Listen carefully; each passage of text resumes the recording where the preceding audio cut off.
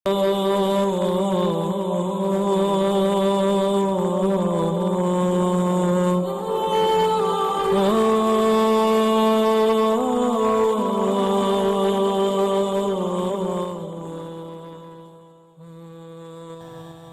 باللہ من الشیطان الرجیم بسم اللہ الرحمن الرحیم۔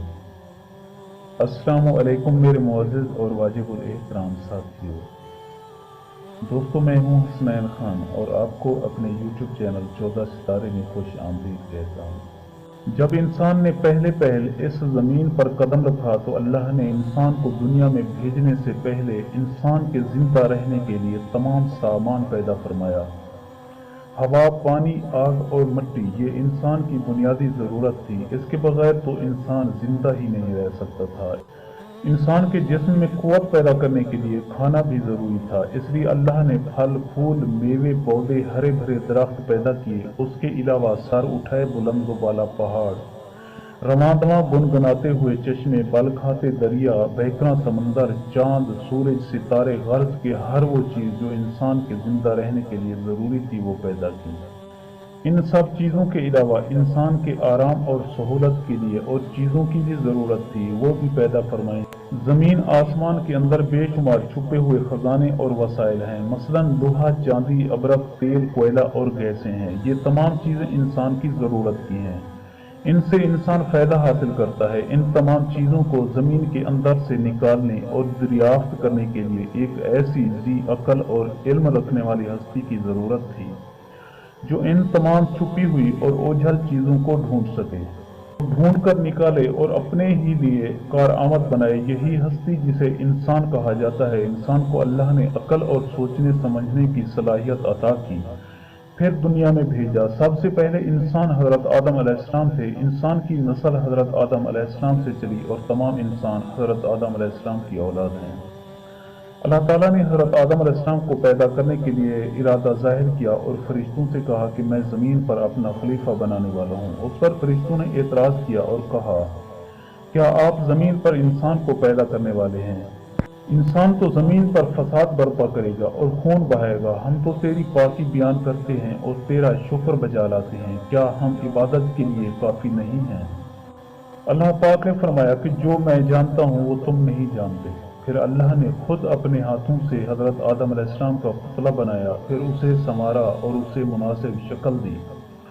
اس کے جسم کا ہر حصہ خوبصورتی کے ساتھ بنایا، پھر اس مٹی کے پتلے میں اللہ نے اپنی روح پھونکی۔ پھر اللہ نے فرشتوں سے پوچھا کہ چیزوں کے نام بتاؤ اگر تم سچے ہو۔ فرشتوں نے جواب دیا کہ ہم نہیں جانتے، سب سے زیادہ تو آپ جاننے والے ہیں، ہم کو تو بس اتنا ہی علم ہے جو آپ نے ہم کو سکھایا ہے۔ آپ بڑے علم اور برکت والے ہیں۔ اللہ نے آدم علیہ السلام سے کہا کہ اے آدم، ان فرشتوں کو ان چیزوں کے نام بتاؤ۔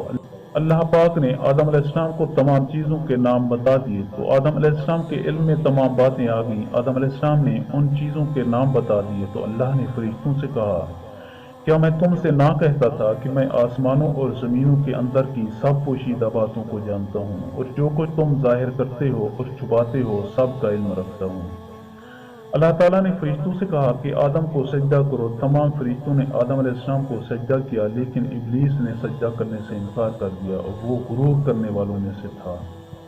تجھے کس چیز نے سجدہ کرنے سے روکا جبکہ میں نے تجھے حکم دیا تھا؟ اللہ تعالیٰ نے پوچھا۔ ابلیس نے کہا کہ آپ نے انسان کو مٹی سے بنایا اور مجھے آگ سے پیدا کیا۔ ابلیس کے معنی مایوس اور نا امید ہونا، اسی لیے کہا گیا ہے کہ جو شخص اللہ سے نا امید ہوتا ہے وہ ابلیس کے تابع ہوتا ہے۔ جو لوگ ابلیس شیطان کے بہکاوے میں آ جاتے ہیں وہ پست ہمت ہوتے ہیں، جو فرائض ان کے ذمہ ہوتے ہیں وہ ادا نہیں کرتے اور ذلیل و خوار ہوتے ہیں۔ جب ابلیس نے سجدہ کرنے سے انکار کیا تو اللہ نے فرمایا کہ تو آسمان سے اتر، تو نے تکبر کیا اور ذلیل و خوار ہوا۔ ابلیس نے کہا کہ مجھے قیامت کے دن تک مہلت دیجیے۔ اس پر اللہ تعالیٰ نے فرمایا کہ جا، تجھے مہلت دی گئی۔ ابلیس نے کہا کہ میں تیرے بندوں کو گمراہ کروں گا اور ہر طرف سے ان کو گھیرے میں رکھوں گا، وہ تیرا شکر بھی ادا نہیں کریں گے۔ اللہ تعالیٰ نے حضرت آدم علیہ السلام کو حکم دیا کہ اے آدم، تم اور تمہاری بیوی بہشت میں رہو اور جو کچھ کھانا ہے فراغت سے کھاؤ، اور ایک خاص درخت کی طرف اشارہ کرتے ہوئے کہا کہ اس درخت کی طرف نہ جانا ورنہ تم ظالم قرار دیے جاؤ گے۔ चुनांचे हजरत आदम अलैहिस्सलाम और हजरत बीबी हवा आराम से रहने लगे तो शैतान ने दोनों के दिलों में वसवसा डाला कि तुम्हारे रब ने तुम दोनों को इस दरख्त के करीब जाने से इसलिए मना फरमाया है कि कहीं ऐसा ना हो कि तुम हमेशा हमेशा के लिए जिंदा रहने लगो। मैं तुम्हारा खैर खा हूँ और तुम दोनों की भलाई चाहता हूँ। शैतान के फरेब में आकर हजरत आदम अलैहिस्सलाम और हजरत हवा ने दरख्त का फल चखा तो दोनों बहिश्ती लिबास से महरूम हो गए। उनके जिस्म से बहिश्त का लिबास उतर गया। दोनों अपने ऊपर जन्नत के पत्ते जोड़ तोड़ कर रखने लगे। उनके रब ने उनको पुकारा और कहा, क्या मैंने तुम दोनों को इस दरख्त के करीब जाने से मना नहीं किया था और ये ना कहा था कि शैतान तुम्हारा दुश्मन है। हजरत आदम अलैहिस्सलाम और हजरत हवा दोनों से गलती हुई। उन्होंने अल्लाह का हुक्म नहीं माना। इस गलती पर दोनों को सख्त नदामत हुई। आदम अलैहिस्सलाम ने अल्लाह से माफ़ी तलब की और दुआ की कि ऐ मेरे रब, हमने अपने नफ्स पर जुल्म किया। अगर आप हम पर रहम ना करें और हमारी मग़फ़िरत ना करें तो हम नुकसान उठाने वालों में से होंगे। आदम और हवा को ज़मीन पर उतार दिया गया और कहा गया कि तुम एक दूसरे के दुश्मन रहोगे और एक खास वक्त तक तुम दोनों को ज़मीन पर रहना है। मेरी तरफ से कोई हिदायत आए तो जो शख्स इस हिदायत को मानेगा ना उन्हें किसी बात का अंदेशा होगा ना कोई गम। जो मेरी नसीहत से मुंह मोड़ेगा उसके लिए दुनिया में जिंदगी तंग होगी और क़यामत के रोज उसको अंधा उठाएंगे। जब हजरत आदम अलैहिस्सलाम आसमान से उतरकर जमीन पर आए तो वो फरिश्तों की पाकीज़ा बातें सुनने से महरूम हो गए, इसलिए दिल उदास रहने लगा। आपने अल्लाह से दुआ की और अर्ज किया कि मैं तो फरिश्तों की सोहबत से महरूम हो गया। इस पर अल्लाह ताला ने फरमाया कि आप मक्का मुअज़्ज़मा जाएं, वहाँ मेरा घर तामीर करें, उसका तवाफ करें और नमाज पढ़ें। चुनांचे आप अलैहिस्सलाम जिब्रील अमीन अलैहिस्सलाम के साथ मक्का मुअज़्ज़मा गए, वहाँ काबा की बुनियाद रखी, नमाज पढ़ी और तवाफ किया। हज़रत आदम अलैहिस्सलाम के वाक़या से हमें सबक मिलता है कि जिस काम को अल्लाह ने करने से मना फरमाया है वो ना करें, जो काम करने का हुक्म दिया है वो ही करें।